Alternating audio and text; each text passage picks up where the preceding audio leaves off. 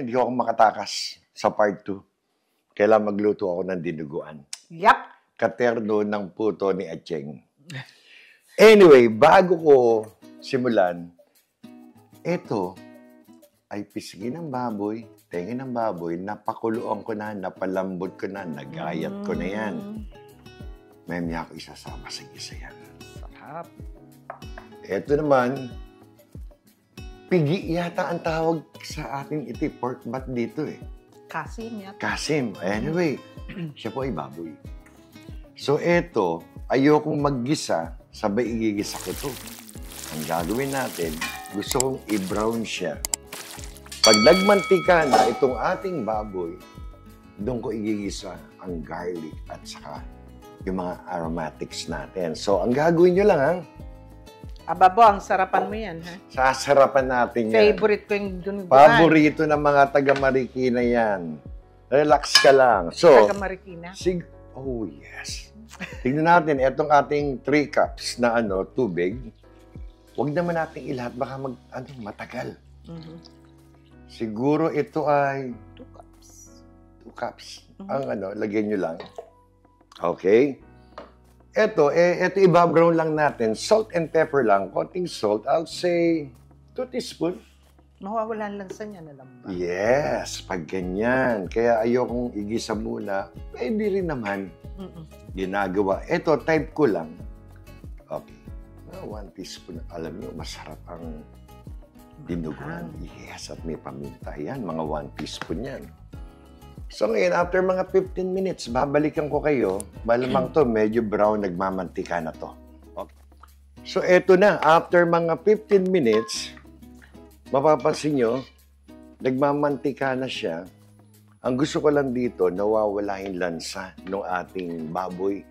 Kasi nga, nasangkot siya, nag-isa, oh. Eto, nagmamantika na, pero kulang iyan para panggisa natin. So, dadagdagan ko, siguro mga 2 tablespoon para magmantika pa lalo. Mga 2 tablespoon lang. Ang ganda, oh.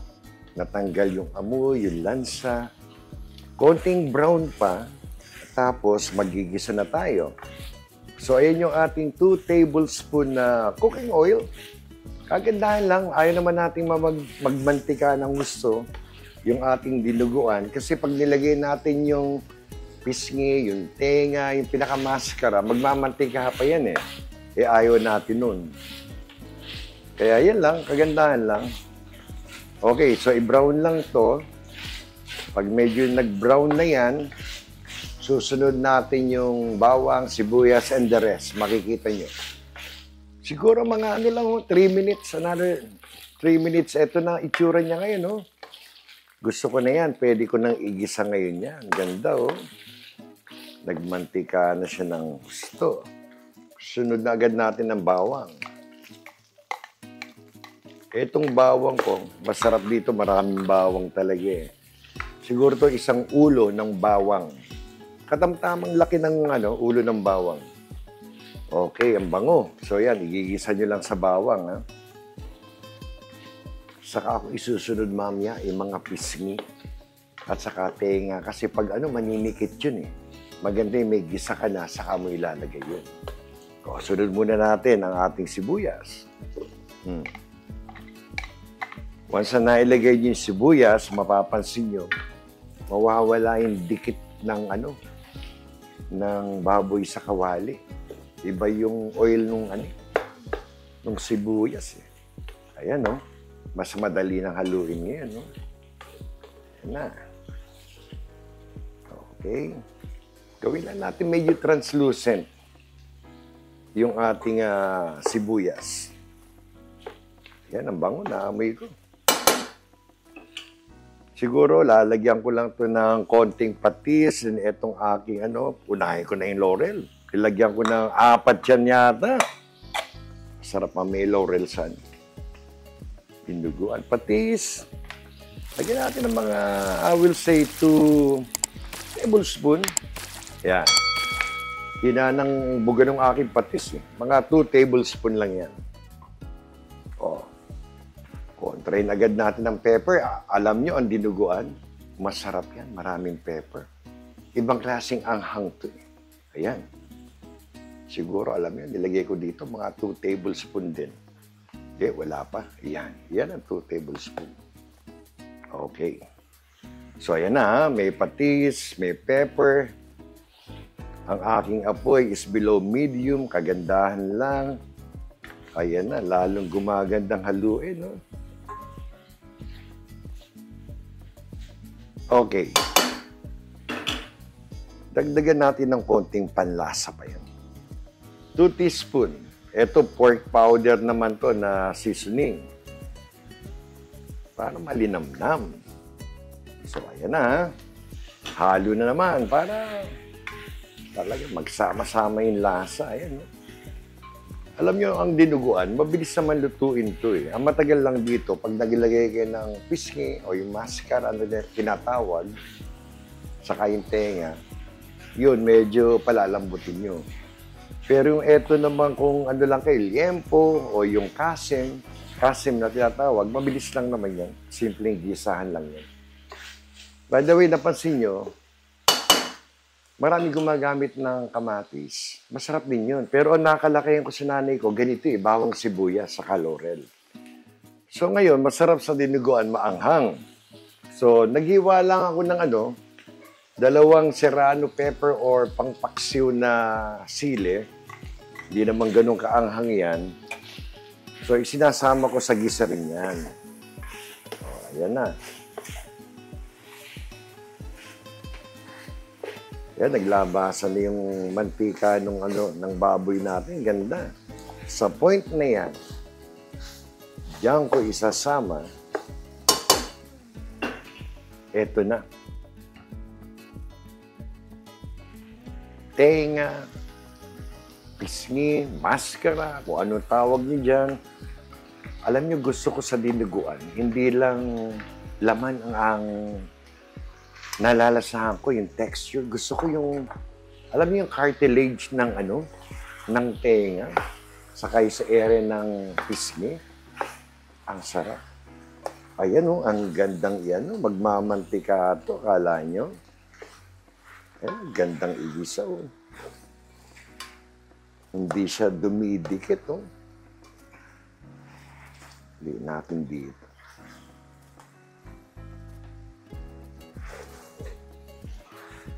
So, napalambot na natin yan, pisngi sa tenga, yung ating laman, malambot na rin. 15 minutes natin inano sa 2 cups na tubig, salt and pepper. Ito na ngayon na itsura. Naku, Diyos ko, tingnan nyo. Nagmantika na yung mga pisngi sa tenga. Ang bango. So far, yun lang ang ating mga seasoning na nailagay na pwedeng makadagdag alat. Madali naman magdagdag. Pero for now, yan muna. Okay, ayan na. Ito, nakagawayan ko na. Hindi traditional, pero sa tingin ko, ito lang naidagdag ko sa dinuguan ng nanay ko. Etong tanglad. Ang sarap ng sa sabaw, nakakatanggal ng anggo, ng mga tenga at maskara. Ayan lang. Isasama ko na yan bago ko lagyan ng tubig para umano yung ating tanglad. Ayan. May tatanggalin ko naman yun pag nakuha na natin ng katas. Okay. Nandiyan ang ating tanglad. Lagyan ko ngayon ito ng tubig. Pagbalik natin, halos patapos na rin yan. Okay, kunin natin ang ating green tumbler. This is 3 cups. Tingnan natin kung kaya palubugin. Huwag lang hindi lumubog. Iba-iba tayo ng size ng kulang pa para sa akin. Kasi pakukuluin natin, sabay ilalagay natin yung dugo na meron ng halong vinegar. May lalagyan pa natin ng vinegar ito.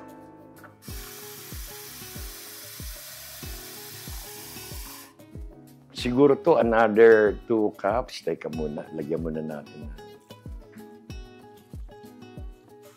Alam nyo, I think okay yan. 5 cups. Okay, babalikan natin. Haluin mo natin ng konti. Siguro after mga 5 minutes, babalikan ko kayo. Itong ating lemongrass, pilit kumakawala para ayaw niya sumama. Nilubog ko siya. Tignan natin kung makatakas pa siya. Ayan. Ayan na. Sibutin ko itong ibang ano. So, in about 10 minutes, 5 or 10, babalikan ko kayo kasi kukulo na to. Lalagyan natin ng suka. Masarap ang ano. Gusto ko sa dinuguan. Maasim. Hindi kalaputan. Medyo malabnaw. Maanghang. Pakikita ko yan. Pagbalik ko, malapit na to, kala nyo. Kumahapoy na tayo, kala nyo ba? Katamtamang apoy, may medium, below medium. 5 to 10 minutes. Pag kumulo yan, tikman natin. Ayan. Kita ng kulo. Alam nyo ba yung tanglad? Wala pa tong suka. Kala mo may suka na yung amoy. Ang bango. Okay. Again, depende sa inyo. Gusto ko sa aking dinuguan, maasim. Lalagyan ko muna to ng 1 cup. Naglagay ako ng half cup doon sa aking dugo. Ito, 1. So, 1.5 agad, ha? Ayan. Hintay lang natin medyo sumingaw yung ating suka, mamatay. Ganitong kulo ang hinihintay ko. Naamoy ko yung suka, yung acidity niya. Pwede nang haluin. Bago ko tikman, kukontrahin natin ang 1 cup na suka at sa dugo may suka pa rin na half. Lalagyan ko to. Mga 3 teaspoon na sugar. Pwedeng brown, pwedeng white. 1. 3 lang. Pinatay ko lang ng konti. Ang sarap. Pinakukulo ko, sabay hinaan ko maya-maya. Ayoko ilagay yung dugo natin na malakas ang apoy, baka makurta. Nung naggisa ako, meron na akong in-slice na ganitong pepper, 2. Ito, hindi ko naman ito ilalagay ko lang. Alam nyo ba, pag may dinuguan, di ba, lalo pag yung kumakain ako sa palengke nung araw sa Marikina, di ba, nakagawian, manong pakilagyan nyo naman ng sili. Ayan, kasi depende, pag gusto mo na maanghang, bibigyan ka ng isang sili, di ba? Ganyan ang estilo sa amin. Pagkasama ako ng nanay ko na namamalengke sa Marikina, kasama ako. Kasi ang habol ko dyan, maraming karinderya sa mismong palengke. Yan ang habol natin. Ayan, oh. Sa tingin ko, pwede nang ilagay ang dugo. Etong dugo sa amin, lagi namang malinis sa experience ko. Ganun pa man, sinasala ko pa rin. Ayan, kagandahan lang ng ating apoy. Ayan. Pag pinur ko to, halos yun na. May medyahan ko lang sabay halo. Yan muna. Kaya minimedyahan ko lang. Kasi hindi natin pwedeng tigilan. Ayan. Ang ganda, oh. Nag-iiba agad ang kulay, oh. Haluin natin ng konti. Alaalalay lang ang lagay. Ayaw niyong biglang lumapot yan, eh. May hirapan na kayo. Lagay tubig, lagay timpla. Hirap. Yan, ha? Creamy, hindi naman siya namumuo. Yan lang ang style ko. Halo lang. Lagay ulit tayo ng konti. So, parang nailalagay ko, I will say, mga 2 cups. Halo lang. Ito na. Lagyan na natin ang pangatlong. Ayan na. May natira ako, 1 cup yan. Lagay muna natin dyan. Ito na. Kailangan haluin agad to. Hindi pwede makurta yan. Oh. Nabigla ako nagmadali. Naku. Lumalapot. Ang ganda na lapot niya. Oh. Ayan na. Oh. Madaling magdagdag. Mahirap magpalabnaw. Yang labnaw na yan, continuous na lalapot yan. titikman ko muna. Safe na ako. Hindi na makukorta ang ating dugo. Ganda ng kulay. Ito na. Suwak yung asin. Salt. Lagyan ko ba ng salt? Siguro konti lang.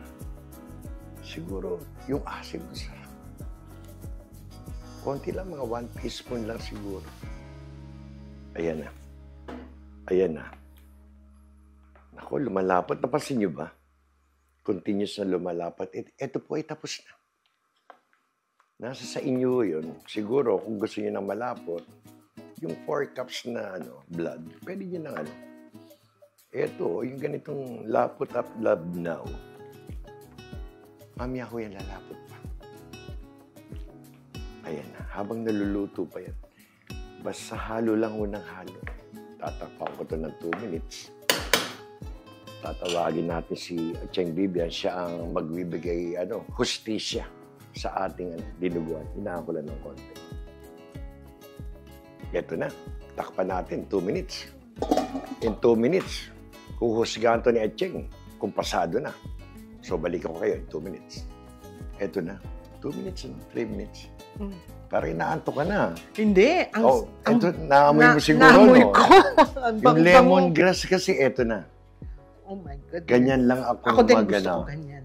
Malabnaw lang, di ba? Mas gusto ko yung malabnaw. Alam niyo bang habang lumalabig yan, lumalapot yan. Yes. Alam mo, ganyan lang gusto ko, parang soup. Again, nasa inyo ho yun. Pwede niyong dagdagan ng blood. Ang bango po. Kung Ayan, nandito lang kayo, ang bango. Ganyan style sa amin. Ito, nakakalakihan ko, ganyan lang. Ako din ganyan. So, tignan natin. May huhusga. Ay, mapahali. Mapahali. Haru. Pwede mo naman sabaw. Ito. Ang hirap ng aking customer. Umaangal agad sa sabaw. Mapahali. Patayin ko na. Kukuha ako ng 10 to natin. Ayaw, naku, nang inggit pa. Ano ba yan? Kasi masarap to sinasawsaw sa puto. Tignan natin. Ang sarap. Tamang-tama ang asim. Okay lang sa'yo ang asin din. Nakatsambahan natin. Pero hindi, talagang sa Marikina, mahilig kami sa dinuguan. Mapahali. Aba, tayo kumain na. Ang sarap. Ating basbasan, tayo magpasalamat. Thank you, Lord.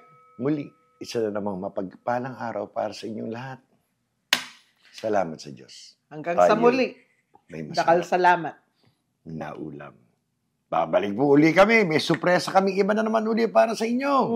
Thank you po. Thank you.